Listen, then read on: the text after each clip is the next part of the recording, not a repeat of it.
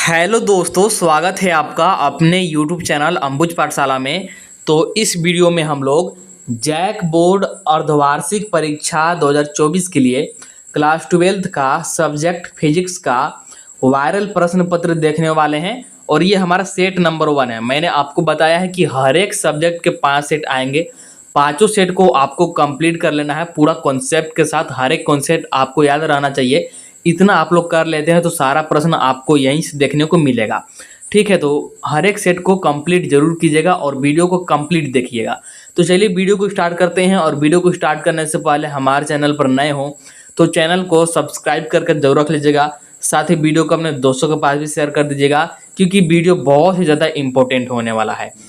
और साथ ही आप लोग पीडीएफ के लिए, साथ ही नई जानकारी के लिए, कोई भी अपडेट वगैरह आता है तो उसके लिए आप लोग क्या कीजिएगा, टेलीग्राम ग्रुप को ज्वाइन कर लीजिएगा। साथ ही व्हाट्सएप चैनल को भी ज्वाइन कर लीजिएगा। दोनों का लिंक डिस्क्रिप्शन में दिया हुआ है, दोनों को ज्वाइन कर लीजिएगा। कोई भी नोटिस वगैरह आता है तो सबसे पहले वहीं पर सेंड किया जाएगा। साथ ही पीडीएफ वगैरह भी आपको वहीं पर मिल रहा है, तो जो दोनों को ज्वाइन जरूर कीजिएगा। ठीक है, और साथ ही इंस्टाग्राम का भी लिंक डिस्क्रिप्शन में दिया गया है। आपका कोई भी पर्सनल डाउट या फिर इश्यू हो तो आप लोग मुझे इंस्टाग्राम पर फॉलो करके डीएम कर सकते हैं, आपको रिप्लाई मिल जाएगा। तो चलिए फाइनली स्टार्ट करते हैं। एक बार फिर से बता दूं, क्लास 12 का है सब्जेक्ट फिजिक्स का, और ये सेट नंबर 1 होने वाला है। तो चलिए स्टार्ट करते हैं और एक एक करके हम लोग यहाँ पर देखते हैं। तो एग्जाम का पैटर्न तो मैंने आपको ऑलरेडी बता दिया था वीडियो के माध्यम से। ठीक है, अभी तक उस वीडियो को नहीं देखा है आपने तो उसको जरूर देख लीजिएगा। ठीक है, तो मैंने आपको एग्जाम का पैटर्न बता दिया था। अब यहाँ पर क्वेश्चन देखिए। तो पहला क्वेश्चन हमारे पास क्या है, निम्नलिखित में से कौन सा गुण विद्युत आवेश में नहीं पाया जाता है। ठीक है, which of the following properties is not satisfy by an electric charge, यानी कि इलेक्ट्रिक चार्ज के द्वारा जो यहाँ पर 4 ऑप्शन दिए गए हैं, इनमें से कौन सा प्रॉपर्टी जो है सेटिस्फाई नहीं होता है इलेक्ट्रिक चार्ज के द्वारा, या फिर बोल सकते हैं कि विद्युत क्षेत्र में यहाँ पर कौन सा गुण नहीं पाया जाता है। तो देखिए हमको ऑप्शन क्या क्या दिया गया है। पहला ऑप्शन है कुल आवेश संरक्षण, यानी कि टोटल चार्ज कंजर्वेशन। तो बिल्कुल सही बात है, ये तो होता है। आप लोग जानते हैं आवेश को न तो हम लोग उत्पन्न कर सकते हैं, न ही इसको नष्ट कर सकते हैं, तो इसी को तो बोला जाता है आवेश संरक्षण। तो ये तो होता है, तो ये हमारा ऑप्शन नहीं होगा सही। इसके बाद देखिए फिर है आवेश का परिमाणीकरण, यानी कि क्वांटाइजेशन ऑफ चार्ज। आप लोग जानते हैं क्वांटाइजेशन ऑफ चार्ज क्या होता है, Q = प्लस माइनस एन ही होता है ना जी। तो ये भी सेटिस्फाई करता है इलेक्ट्रिक चार्ज को। इसके बाद ऑप्शन नंबर सी क्या दिया है कि 2 प्रकार के आवेश। तो 2 प्रकार के आवेश होते हैं, पॉजिटिव और नेगेटिव। पॉजिटिव एंड नेगेटिव हमारे पास आवेश होते हैं, तो ये भी सेटिस्फाई करता है।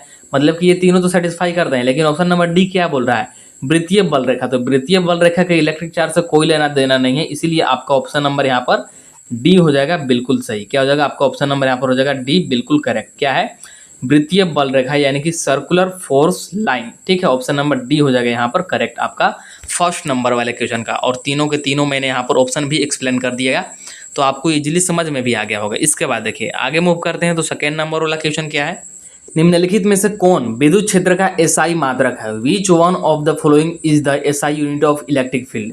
देखिए जब भी आपसे मात्रक वाला क्वेश्चन पूछेगा तो क्वेश्चन को कंप्लीट पढ़िएगा, क्योंकि हो सकता है कि सिर्फ यूनिट पूछे तो यूनिट में सब आ जाता है आपका, एसआई भी सीजीएस भी।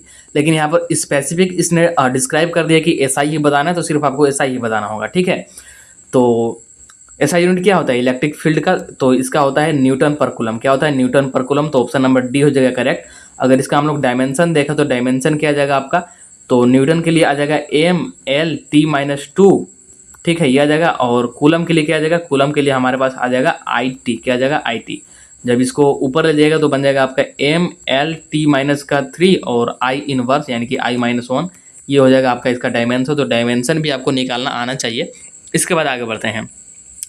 तो थर्ड नंबर वाला क्वेश्चन देखिए क्या बोल रहा है, बल प्रति इकाई, यानी कि प्रति इकाई बल आवेश को किस रूप में जानते हैं। The force for unit charge is known as. तो the force for unit charge को हम लोग कैसे जानते हैं, किस रूप में जानते हैं। तो राइट आंसर का जहाँ हमारे पास, इसी को तो हम लोग बोलते हैं विद्युत क्षेत्र, यानी कि इलेक्ट्रिक फील्ड। तो ऑप्शन नंबर बी हो जाएगा करेक्ट।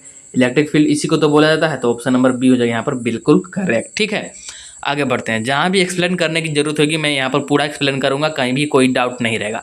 फिर भी अगर आपके मन में कोई डाउट होगा तो कमेंट कर दीजिएगा, मैं कमेंट को देख करके रिप्लाई जरूर करूँगा। तो चलिए फोर्थ नंबर वाला देखिएगा, 2 आवेश युक्त गोले एक दूसरे पर d दूरी पर F बल लगाते हैं। तो 2 यहाँ पर आवेश युक्त का मतलब जिन पर आवेश हो। ठीक है, आवेश युक्त गोले हैं और एक दूसरे से d दूरी पर हैं और एक दूसरे पर F बल लगाते हैं। ठीक है, आगे बढ़ते हैं। यदि आवेशों को दुगना कर दिया जाए, आवेश को हम लोग क्या कर रहे हैं, डबल कर रहे हैं, और उनके बीच की दूरी दुगनी कर दिया जाए और उनके बीच का डिस्टेंस भी डबल कर रहे हैं, तो बल होगा two charge spheres at a distance d from each other exert a force F on each other if the charges are doubled and the distance between them is doubled the force will be। तो इतना करने के बाद force क्या होगा ये बताना। तो देखिए, हम लोग जानते हैं कि फोर्स इज इक्वल टू क्या होता है, F इज इक्वल टू होता है Q1 Q2 अपॉन में आर स्क्वायर, या फिर बोल सकते हैं डी स्क्वायर। मैंने यहाँ पर आर स्क्वायर लिख दिया है, बट यहाँ पर आर जो है आपका डिस्टेंस ही है। ठीक है, ये होता है फार्मूला। तो फार्मूला ध्यान में आ गया। अब इसको थोड़ा सा फिगर के माध्यम से समझते हैं कि जैसे ये है हमारे पास दो गोले, एक गोला मान लीजिए यहाँ पर है और एक गोला यहाँ पर है, और इनके बीच का दूरी है d, और मान लेते हैं कि इनके ऊपर Q आवेश है। ठीक है, तो क्या किए कि शुरुआत में तो ये ऐसा था, फिर क्या कि इसको भी डबल कर दिए और इसको भी डबल कर दिए और इसको भी डबल कर दिए, मतलब कि आवेशों को भी दुगना किया गया है और इनके बीच की दूरी भी दुगनी की गई है। तो इसके बाद पूछ रहा है कि इसके बाद बल क्या होगा। तो देखिए, अगर हम लोग बल निकालें तो यहाँ पर बल आ जाएगा F is equal to Q1 Q2 upon में आर स्क्वायर। ठीक है, तो आवेश को तो दुगना कर दिया गया, तो 2Q1 और साथ में 2Q2, 2Q1 तो Q1 तो Q के बराबर ही है और 2Q2 भी Q के बराबर ही है। ठीक है, तो ये हो गया, और अपॉन में आर स्क्वायर तो d रख लीजिए या फिर आर स्क्वायर रख लीजिए, कुछ भी। तो यहाँ पर हो जाएगा आपका r को ही रखते हैं या फिर d को ही ले लेते हैं, तो 2d, तो 2d का स्क्वायर। ठीक है, तो ऊपर हो जाएगा आपका 4Q स्क्वायर और नीचे आ जाएगा आप यहाँ पर 2 दूनी के 4d स्क्वायर। ठीक है, तो 4 से 4 कैंसिल हो जाएगा, जो कि आ जाएगा Q square by D square. और इसके पहले भी हमारे पास इतना ही था, इतना ही फोर्स पहले भी था। अगर यहाँ पर Q1 और Q2 का मान रखे तो दोनों आ जाएगा Q स्क्वायर, क्योंकि दोनों मैंने अभी बताया था कि हम लोग Q मान लेते हैं, और अपॉन में आर स्क्वायर तो d यानी कि डी स्क्वायर, तो Q square upon D square पहले भी था। और जब दोगुना कर दिए चार्ज को और दूरी को, तो इसको कैलकुलेट करने के बाद भी Q square upon D square ही आ रहा है, मतलब कि फोर्स अभी भी उतना ही है जितना कि पहले था। तो पहले फोर्स कितना था, इसने क्वेश्चन में ही बोल दिया है, पहले फोर्स F था, तो अभी भी कितना रहेगा, अभी भी F ही रहेगा, अभी भी क्या रहेगा, F ही रहेगा। तो ऑप्शन नंबर ए हो जाएगा यहाँ पर बिल्कुल करेक्ट, ऑप्शन नंबर ए हो जाएगा करेक्ट, यानी कि F के बराबर। समझ में आ गया होगा आपको कैसे किए।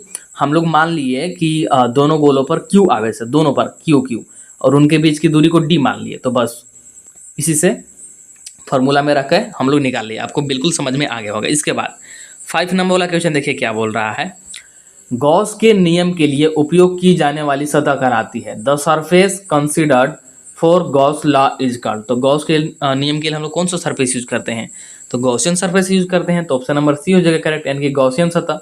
ठीक है, इसके बाद आगे बढ़ते हैं। तो आगे देखिए 6 नंबर वाला क्वेश्चन क्या बोल रहा है, विद्युत क्षेत्र रेखाएं किसके बारे में जानकारी प्रदान करती है।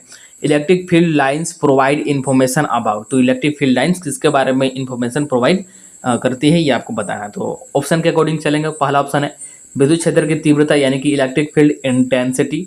तो क्या विद्युत क्षेत्र रेखाएं इलेक्ट्रिक फील्ड इंटेंसिटी या फिर बोल सकते हैं कि विद्युत क्षेत्र की तीव्रता के बारे में बताते हैं, बिल्कुल बताते हैं। ठीक है, तो ये सेटिस्फाई कर रहे हैं। आगे देखते हैं दिशा यानी कि डायरेक्शन, तो हाँ डायरेक्शन भी बताते हैं, तो ये भी सही है। और आवेश की प्रकृति यानी कि पॉजिटिव आवेश है नेगेटिव आवेश है, तो इस पर तो डिपेंड करता ही है, बिल्कुल करता है। ठीक है, जैसे दो आवेश अगर एक ही जैसे पॉजिटिव है तो एक दूसरे को प्रतिकर्षित करते हैं ना, और नेगेटिव और पॉजिटिव है तो एक दूसरे को आकर्षित करते हैं। तो मतलब प्रकृति पर भी डिपेंड करता है, नेचर ऑफ चार्जेस, यानी कि ऑप्शन नंबर सी भी सेटिस्फाई कर रहा है। तो राइट आंसर क्या जाएगा, ऑप्शन नंबर डी, यानी कि उपरोक्त सभी ऑल ऑफ दीज। इसके बाद आगे बढ़ते हैं। तो 7 नंबर वाला क्वेश्चन क्या बोल रहा है, अब तक पाए गए आवेश की न्यूनतम राशि है the minimum amount of charge observe so far is. तो ये तो बहुत ही सिंपल है, आप लोग पढ़ चुके होंगे। ठीक है, तो इसका आंसर क्या जाएगा हमारे पास, इसका आंसर जाएगा हमारे पास 1.6 × 10⁻⁻⁹ कूलाम, यानी कि ऑप्शन नंबर बी हो जाएगा यहाँ पर करेक्ट। ठीक है, इसके बाद आगे बढ़ते हैं। तो 8 नंबर वाला क्वेश्चन देखिए क्या बोल रहा है, आवेश के क्वांटमीकरण का अर्थ है क्वांटाइजेशन ऑफ चार्ज इम्प्लाइज। तो आवेश के क्वांटमीकरण का मतलब क्या होता है एक्चुअली में, ये आपसे पूछ रहा है। ठीक है, तो देखिए ऑप्शन क्या क्या है, ऑप्शन के अकॉर्डिंग चलेंगे। तो आवेश मौजूद नहीं है, क्या क्वांटाइजेशन का मतलब ये है कि कोई आवेश नहीं है, बिल्कुल नहीं, ये नहीं होगा। ये बोल रहा है कि चार्ज डज नॉट एग्जिस्ट, ऐसा कुछ भी मतलब नहीं होता है। फिर है कि कणों पर आवेश होता है, चार्ज एग्जिस्ट ऑन पार्टिकल्स। तो क्वांटाइजेशन की ये मतलब होता है? बिल्कुल नहीं। इसके बाद बोल रहा है कि आवेश की न्यूनतम अनुमेय परिमाण है, यानी कि minimum permissible magnitude of charge. तो बिल्कुल सही, ऑप्शन नंबर सही हो जाएगा। ये क्या बोल रहा है ये मैं आपको समझाता हूँ। क्वांटाइजेशन ऑफ चार्ज का एक्चुअली में मतलब क्या होता है ये मैं आपको यहाँ पर जरा सा एक्सप्लेन करता हूँ, ठीक है। हाँ, अब बताते हैं। जैसे कोई भी चार्ज है ना, कोई भी चार्ज, ये आप लोग जानते हैं ना। हाँ, क्वांटाइजेशन ऑफ चार्ज ऐसा समझिए, ये होता है Q is equal to plus minus A नहीं होता है, Q is equal to plus minus A नहीं, यानी कि ये पूर्ण गुणज रहेगा किसी भी चार्ज का, ठीक है। और ये एक्चुअली में इलेक्ट्रॉन होता है, इलेक्ट्रॉन के जो एक इलेक्ट्रॉन पर जितना चार्ज होता है ना उसका ये पूर्ण गुणज होता है हमेशा। कभी भी ये मतलब ऐसे ऐसे नहीं रहेगा, सिर्फ और सिर्फ पूर्ण गुणज ही रहेगा। तो Q is equal to plus minus A नहीं होता है, और यही क्वांटाइजेशन ऑफ चार्ज है। तो ऑप्शन नंबर सी हो जाएगा आपका करेक्ट। इसके बाद आगे बढ़ते हैं। तो 9 नंबर वाला देखिए क्या बोल रहा है। विद्युत द्विध्रुव आघूर्ण की इकाई है। The unit of electric dipole moment is. तो इलेक्ट्रिक डाइपोल मोमेंट का क्या पूछ रहा है? यूनिट पूछ रहा है, इलेक्ट्रिक डाइपोल मोमेंट का यूनिट। तो इलेक्ट्रिक डाइपोल मोमेंट का यूनिट क्या होता है? ये होता है हमारा कूलाम मीटर। कूलाम मीटर, तो कूलाम मीटर है नहीं, और नहीं इसने एसआई बोला है। जो कूलाम मीटर है ये एसआई यूनिट होता है, ठीक है। तो एसआई मतलब कि कूलाम मीटर दिया हो तो उसको टिक कर देते हैं, ठीक है। लेकिन यहाँ पर कूलाम मीटर है नहीं, तो एसआई नहीं दिया तो कोई ना कोई तो जरूर दिया होता है। एक और होता है हमारे पास, एक और होता है, क्या होता है? ये होता है हमारा डीवाई होता है। क्या होता है? डीवाई। तो यहाँ पर डीवाई देख रहा है, ऑप्शन नंबर डी हो जाएगा आपका करेक्ट। तो option number D, coulomb metre दिया होगा तो कूलाम मीटर, और डीवाई दिया तो डीवाई, और एसआई बोलेगा तो सिर्फ कूलाम मीटर टिक कीजिएगा। आगे बढ़ते हैं। तो 10 नंबर वाला क्वेश्चन देखिए क्या बोल रहा है। जब आकाशीय बिजली गिरने की आकांक्षा हो तो निम्नलिखित में से किससे बचाव करना सबसे सुरक्षित है? Which among the following is safest to take protection from when lighting is expended to happen. तो ऑप्शन देखते हैं। आकाशीय बिजली समझ रहे हैं ना, जो बारिश के समय होता है उसी को बोल रहा है। तो और हमसे यहाँ पर बोला है, क्या बोला है कि किससे बचाव करना सबसे सुरक्षित है, मतलब कि सबसे सेफेस्ट है। तो लंबे पेड़ों के नीचे शरण लेना। मान लीजिए आप लोग कहीं पे हैं और आकाशीय बिजली तड़क रहा है, ठीक है, तो क्या आप लोग लंबे पेड़ों के नीचे आएंगे? बिल्कुल नहीं, ये नहीं। क्यों? क्योंकि जो पेड़ पौधे होते हैं वहाँ पर आवेश होता है इलेक्ट्रॉन के रूप में, ठीक है, आवेश होता है इलेक्ट्रॉन के रूप में, और वहाँ पर मतलब बिजली गिरने के ज़्यादा चांसेस होते हैं, इसलिए वहाँ पर नहीं जाएंगे। फिर है कि बंद कार में शरण लेना, यानी कि taking shielding in a close car. तो बिल्कुल सही, ऑप्शन नंबर बी हो जाएगा यहाँ पर करेक्ट। और इसका कारण क्या है? तो जो कार की धातु होता है ना, जो मतलब कार का बॉडी होता है ये धातु का बना होता है। तो यह क्या कहता है कि बिजली को कार के अंदर नहीं जाने देगा, ठीक है। क्यों नहीं जाने देगा? क्योंकि ये इसको ज़मीन में पहुंचा देगा, जिसको आर्थिंग हम लोग बोलते हैं जनरली। तो आर्थिंग के थ्रू मतलब ज़मीन में चला जाएगा, जिससे कि वहाँ पर झटका नहीं लगेगा। इसके बाद है ऑप्शन नंबर सी को भी देखते हैं कि खुले मैदान में शरण लेना। बिल्कुल नहीं, यहाँ पर भी आप पे बिजली गिर सकता है। तो ऑप्शन नंबर बी हो जाएगा यहाँ पर बिल्कुल करेक्ट। इसके बाद आगे देखिए 11 नंबर वाला क्वेश्चन क्या है। चालक के अंदर स्थैतिक विद्युत क्षेत्र रिक्त स्थान होता है। The electrostatic field is inside a conductor, यानी कि एक कंडक्टर के अंदर, मान लीजिए हमारे पास एक कंडक्टर है, तो इस कंडक्टर के अंदर आपसे पूछ रहा है कि इलेक्ट्रोस्टैटिक फील्ड क्या होगा, स्थैतिक विद्युत क्षेत्र क्या होगा, ठीक है। तो चालक के अंदर हमेशा याद रखिएगा और आपको याद होगा, ठीक है, क्या होता है? शून्य होता है। क्या होता है? शून्य। यानी कि ऑप्शन नंबर यहाँ पर कौन सा हो जाएगा? ऑप्शन नंबर यहाँ पर हो जाएगा 3 करेक्ट आपका। ऑप्शन नंबर 3 हो जाएगा बिल्कुल करेक्ट। इसके बाद आगे बढ़ते हैं। तो 11 नंबर वाला हो गया। आगे बढ़ते हैं। तो आगे है हमारा कौन सा? आगे है 12 नंबर। क्या बोल रहा है? एक द्विध्रुव के लंबसम द्विभाजक पर स्थैतिक विद्युत विभव, इस बार विभव बोल रहा है, रिक्त स्थान होता है। The electrostatic potential on the perpendicular bisector due to an electric dipole is. तो क्या होगा ये आपको बताना। ऑप्शन सबसे पहले देख लीजिए।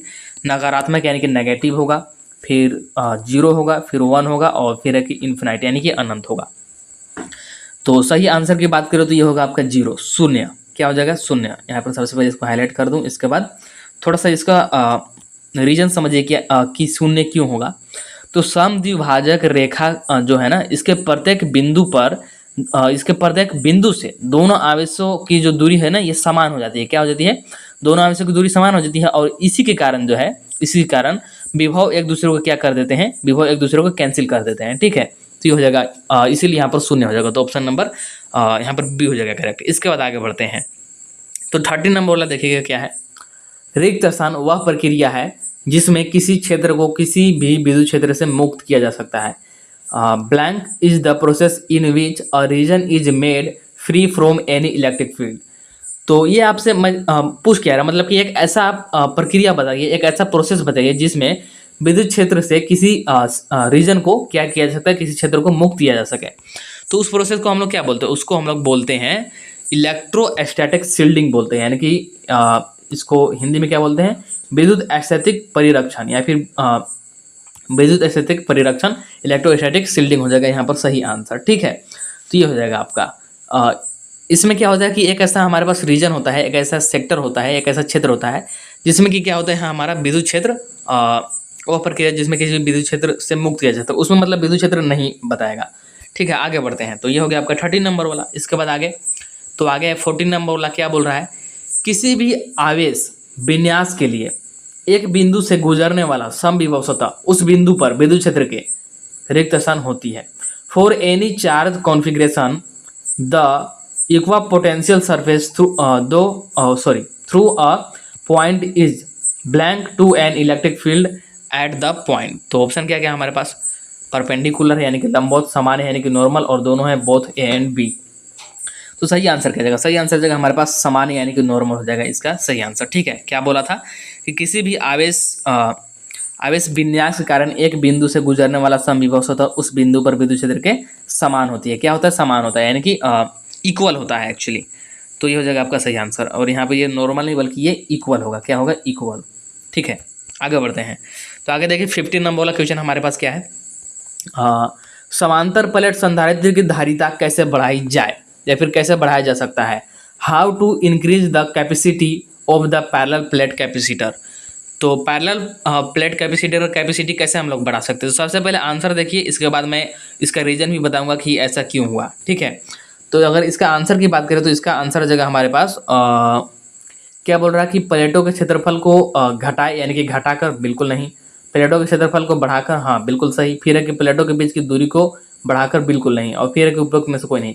तो ऑप्शन नंबर यहाँ पर हो जाएगा इसका सेकेंड करेक्ट, यानी कि increase the area of the plate, यानी कि एरिया ऑफ द प्लेट को इंक्रीज करके हम लोग क्या कर सकते हैं, इसको इंक्रीज कर सकते हैं। किसको, पैरेलल प्लेट कैपेसिटर के कैपेसिटी को।